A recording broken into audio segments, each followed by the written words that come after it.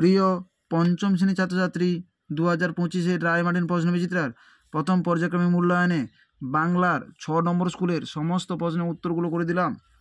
6 নম্বর school, গ্রামটির আদি নাম ছিল শালগেড়িয়া। অপশান গ, দলে দলে বুনো হাঁসেরা উড়ে চলেছে তীরের ফলার আকারে। অপশান ক, শীতের প্রখর প্রত্যুষে ভোর। অপশান খ, হাবু তার সেজদা বলেছিল। অপশান ক, হাবু তার দাদাদের পোষা মোট পশুর সংখ্যা ছিল 175টি। অপশান ক, দরবার শব্দের অর্থ হলো সভা। অপশান খ, রাম বনে ফুল পড়ে। রাম শব্দটি বিশেষ্য পদ।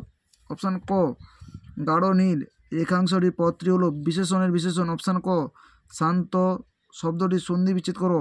সমযুক্ত ত শান্ত। অপশান গ, জোয়ানদের ঘাঁটি কোথায় ছিল? 15 নম্বর পৃষ্ঠায় একের দাগের প্রশ্নের উত্তরটি দেখো। 15 নম্বর পৃষ্ঠায় এগারোর দাগে একের বাড়ির প্রশ্নের উত্তরটি হলো জোয়ানদের ঘাঁটি কোথায় ছিল? লাদাখ অঞ্চলের একটা বরফে ঢাকা নির্জন জায়গাতে জোয়ানদের ঘাঁটি ছিল। এতোয়া নামটি কেন হয়েছিল? 29 নম্বর পৃষ্ঠায় 15-র 5 দাগের প্রশ্নের উত্তরটি তোমরা দেখো। এতোয়া নামটি কেন হয়েছিল? আদিবাসীদের যার ইচ্ছে তারা জন্মবারের সঙ্গে মিলিয়ে শিশুদের নাম রাখে। রবিবার জন্মানোর কারণে ঠাকুরদা মুঘল মুন্ডা এতোয়া নামটি রেখেছিল। স থেকে ব চলে যাওয়া ওর বস্তায়, কার বস্তায় কি কি চলে গেছিল? এতোয়ার বস্তায়। বইতে 19 নম্বর পৃষ্ঠায় তোমরা দেখো।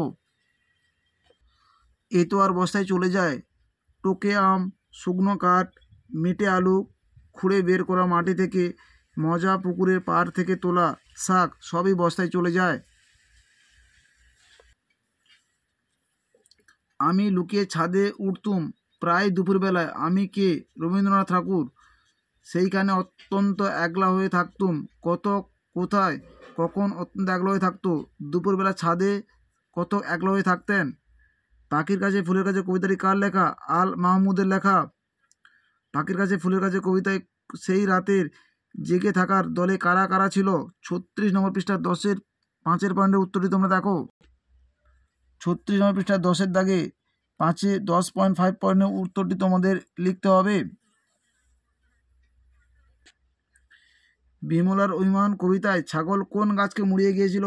নোটে গাছটা মুড়িয়ে খেয়ে নিয়েছিল। 44 নম্বর পৃষ্ঠায় 4-এর দাগে প্রশ্নের উত্তরটি তোমরা দেখতে পাবে। কে নোটে গাছটা মুড়িয়ে দেয়? ছাগল নোটে গাছটা মুড়িয়ে দেয়। বিমলার দাদা ভাই ও নিজেকে কিসের সঙ্গে তুলনা করেছিল? 44 নম্বর পৃষ্ঠায় 9-এর দাগের প্রশ্নের উত্তরটি তোমরা দেখো। বিমলার দাদা ভাই সোনার চূড়ার সঙ্গে তুলনা করা হয়েছিল। বিমলার দাদা ও ভাইকে সোনার চূড়োর সঙ্গে তুলনা করা হয়েছিল।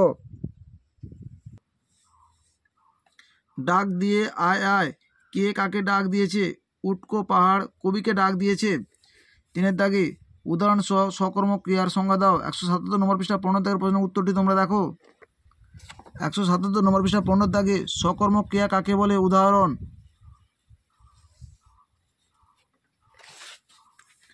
হলুদ গোলাপ দেখতে খুব সুন্দর। বাক্যটিতে বিশেষ্য পদটি কোনটি? হলুদ।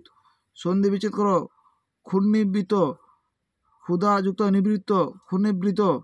সন্ধি যুক্ত করো। সৎ যুক্ত জন, সজ্জন। আমাদের ভিডিওটি যদি তোমাদের ভালো লেগে থাকে তাহলে তোমরা লাইক করো, শেয়ার করো, কমেন্ট করো। চ্যানেলে নতুন হয়ে থাকলে চ্যানেলটিকে সাবস্ক্রাইব করে পাশে থাকা বেল আইকনটিকে প্রেস করে রাখো। আমাদের ভিডিওগুলো আপলোড হওয়ার সাথে সাথে সবার আগে তোমাদের কাছে পৌঁছে যাবে।